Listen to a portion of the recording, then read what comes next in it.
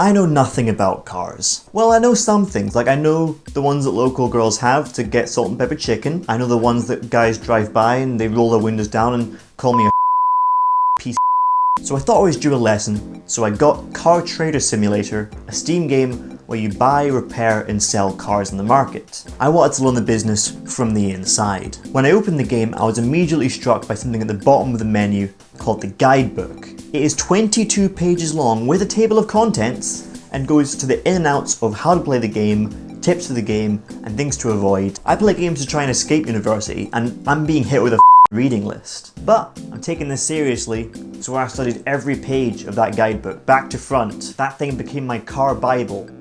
My Quran, if you will. Once I was studied up in my theory, I delved into starting my own business. I was greeted by the game's mascot, which looks like a Megazord combination of every stepdad ever. I chose a name for my company, and I got started. With a management game, I was kind of expecting lots of different menus and tabs, but it's pretty much all set in one screen. There's a big map in the middle, and you can buy and sell on the left. You can buy in the open market, where things are a little banged up, and then you spruce it up a little bit and sell it on. Or you can sell in the black market, where cars look like they've been folded like laundry, and then T-boned.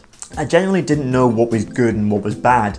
I understood some things, like I understood the colour, the mileage, the type of car, and how many health points it had. But the guidebook didn't tell me what a cylinder was, and if more of them were good or not. However, I got started anyway, and after some difficulty, I got my first car. But before I could begin my ambitious repair plan, it was exploded by an IRA car bomb. Yes, you heard correctly. That's the thing that can happen in this game. Bit of bad luck, I must admit, but I remained optimistic.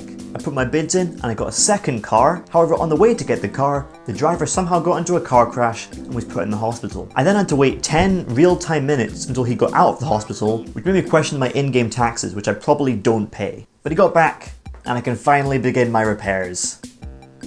And then the garage burned down. Although through some back and forth WhatsApp conversations, I did manage to sell that car. It was $8 less than I bought it for, and it was a charred carcass, but he did buy it. However, once the car was delivered, he wasn't very pleased and let me know that I sold him a shit. Sure, I get that. And just to put the cherry on top, I was hit with a DMV commercial fee for unregulated child support. Didn't know I needed to pay child support, but looking at the character, I wasn't exactly surprised. I was officially broke.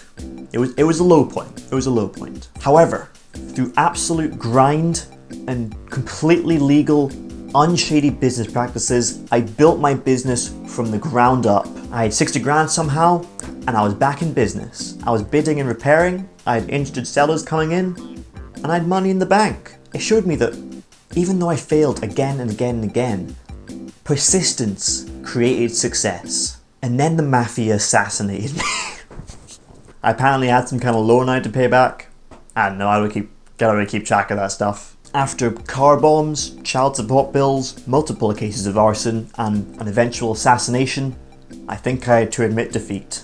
I just don't understand the car business, or cars, really. Perhaps if you're more into the business, you'd like this game, but I personally wasn't a fan of how everything had to be operated real time through a slow Google Maps simulator. However, it is in early access, and I do notice it regularly getting updated. But for the base game, it was either pressing the bid button or watching an arrow move across the screen, mixed in with more dramatic fires than EastEnders season finale. Yeah, maybe I just don't think it's for me. But I am part of the mafia now, which means it can just be a money laundering front.